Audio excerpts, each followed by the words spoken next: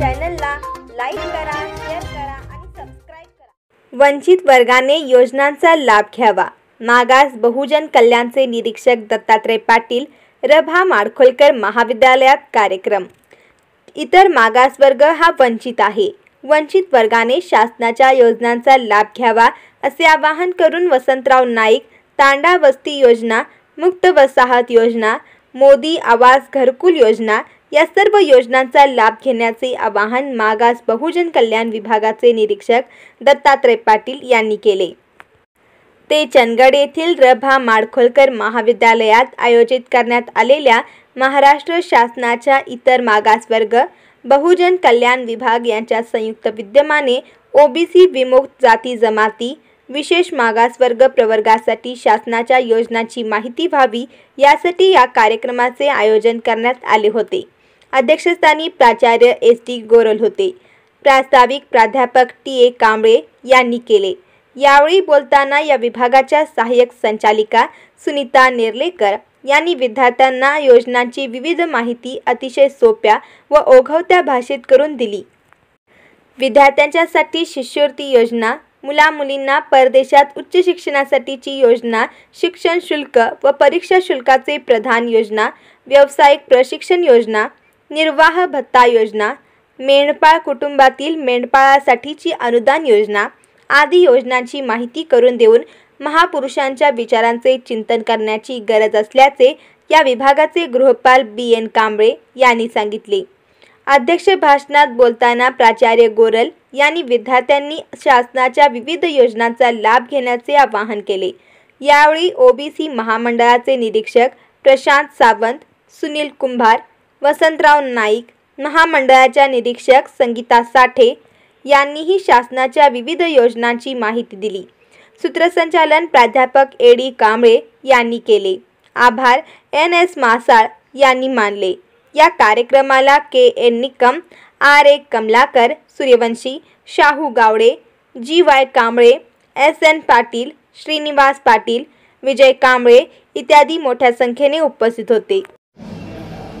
त्याच्यासाठी आम्ही आमच्या योजनांच्या माहितीची जी पुस्तकं आहेत ती आपल्या लायब्ररीमध्ये ठेवतोय।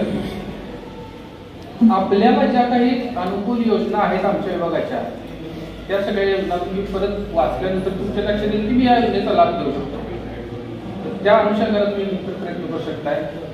या पुस्तकं आम्ही तुम्हाला PDF स्वरूपात सुद्धा देऊ शकतोय, म्हणजे देऊ शकतो म्हणण्यापेक्षा आम्ही देत आहोत। त्या PDF स्वरूपाच्या त्या माध्यमातून तुम्ही व्यवस्थित त्या सुद्धा बघून घ्या आणि आपल्याशी संबंधित ज्या काही योजना असतील त्या योजनांचा लाभ घ्या। BN कांबळे सरांनी शैक्षणिक स्वरूपाच्या आपल्याला योजना सांगितल्या। आपलं शिक्षण झाल्यानंतर आपण काहीतरी कमवायला लागतो, मग ती नोकरीच्या स्वरूपामध्ये असेल किंवा व्यवसायाच्या स्वरूपामध्ये असेल। कमवायला लागलं की घरचे पहिल्यांदा काय विचार करतात, आता पिवळे करायचे, म्हणजे काय करायचं, लग्न करायचं। लग्नासाठी सुद्धा योजना आमच्याकडे आहे। आपण समजा जर सामुदायिक विवाह सोहळ्यामध्ये जर लग्न करण्यासाठी इच्छुक असाल तर आपल्याला माहिती आहे आदमापूर नावाचं एक ठिकाण आहे आपल्या कोल्हापूर जिल्ह्यामध्ये। त्या ठिकाणी दरवर्षी सामुदायिक विवाह सोहळ्याचं आयोजन केलं जातं। त्या ठिकाणी जर आपण त्या सामुदायिक विवाह सोहळ्यामध्ये जर आपलं लग्न झालं तर प्रत्येक जोडप्या पाठीमागं आमचा विभाग 20,000 रुपये अनुदान देतो। आणि जी संस्था तो सामुदायिक विवाह सोहळा याचं आयोजन करते त्या संस्थेला प्रत्येक जोडप्याच्या पाठीमागे 4,000चं अनुदान दिलं जातं। त्याच्या पुढची एक गोष्ट अशी आहे की जो पहिल्यापासून समाज कल्याण विभागामध्ये एक योजना राबवली जाते, आंतरजातीय विवाहित दाम्पत्यांना प्रोत्साहनपर आर्थिक सहाय्य योजना।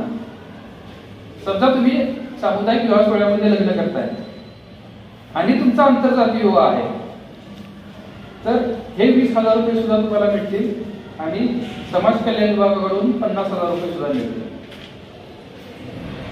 ते झाले। त्या योजना झाल्यानंतर पुन्हा लग्न झालं, मुलं होणार, परत त्यांच्या शिक्षणाचं काय, मग अशी BN कांबळे सरांनी सांगितलं 5वी पासून आपल्याला शिष्यवृत्ती योजनेचा लाभ मिळतो। तर तो शिष्यवृत्तीचा लाभ तर आहे आपल्याकडे अजून एक योजना आहे. धनगर समाजातील जे काही विद्यार्थी असतील त्या विद्यार्थ्यांना पहिलीपासून जर त्याच्या पालकाला वाटतं की माझ्या मुलाला इंग्रजी माध्यमाच्या शाळेत शिकायचं आहे, पण त्याची आर्थिक परिस्थिती बेताची आहे, इच्छा असून सुद्धा तो त्याच्या मुलाला इंग्रजी माध्यमाच्या शाळेत जर शिकू शकत नसेल तर त्याच्यासाठी सुद्धा आपल्याकडे योजना आहे. करवीर तालुक्यामध्ये इस्कोली नावाचं गाव आहे.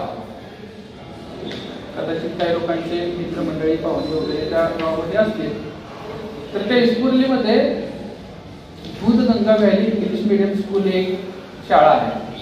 त्या शाळेमध्ये धनगर समाजाचे जवळपास 250 विद्यार्थी आपल्या योजनेमधून सध्या लाभ घेत आहेत. प्रत्येक विद्यार्थ्याच्या पाठीमागं पहिलीपासून 12वीपर्यंत जर तो शिक्षण घेणार असेल तर 70,000 रुपये प्रत्येक वर्षी प्रत्येक विद्यार्थ्याच्या पाठीमागं आपला विभाग मिळेल. अशा पद्धतीची योजना आहे. भरपूर सांगण्यासारखं आहे. त्याच्यानंतर समजा मराठी माध्यमाच्या अनुषंगानं जर शिक्षण द्यायचं असेल आपल्या पाल्यांना तर आपल्या कोल्हापूर जिल्ह्यामध्ये 23 आश्रमशाळा आहेत आपल्या विभागाकडून चालवल्या जाणाऱ्या. चंदगड तालुक्यामध्ये आजरा, चंदगड आणि गडिंग्लज ह्या 3 तालुक्याचा जर विचार केला तर आपल्या जवळपास कोवाड नावाचं एक गाव आहे. त्या गावामध्ये आपली एक आश्रमशाळा आहे. खूप चांगल्या पद्धतीने ही आश्रमशाळेचं काम चाललं जातं. अद्ययावत इमारत आहे. या आश्रमशाळेमध्ये खूप चांगल्या पद्धतीचं शिक्षण मिळतं. अगदी त्या कुणाचा समजा प्रवेश त्या आश्रमशाळेमध्ये जर झाला तर 1 रुपया त्या पालकांना घालायची आवश्यकता नाही. जेवण, खाणं, कपडे, लत्ते, शाळेचा गणवेश जे काही त्या विद्यार्थ्याला लागतं ते पहिलीपासून 12वीपर्यंत शिक्षण मोफत आश्रमशाळेमध्ये आपल्यावर. आपल्या संबंधित असे कोण जर विद्यार्थी असतील, पालक असतील की ज्यांची आर्थिक परिस्थिती बेताची आहे तर त्यांना तुम्ही आवर्जून सांगू शकता. अशा पद्धतीची आश्रमशाळा आपल्या जवळपास आहे तर तिथे ॲडमिशन घेण्यासाठी. त्याच्यानंतर टाटा वस्ती सुधार योजना नावाची एक योजना आहे. त्याच्यामध्ये आपण 50% जास्त कुटुंब जर असतील तर तुमच्या त्या वस्तीमध्ये गटरची सुविधा असेल, रस्त्याची सुविधा असेल, लाईटची सुविधा असेल, वाचनालयाची सुविधा असेल तर अशा पद्धतीने सुद्धा योजना आपल्या विभागाकडून राबवली जाते. योजना तशा सांगण्यासारख्या भरपूर आहेत पण वेळेअभावी मी इथंच थांबतो. धन्यवाद.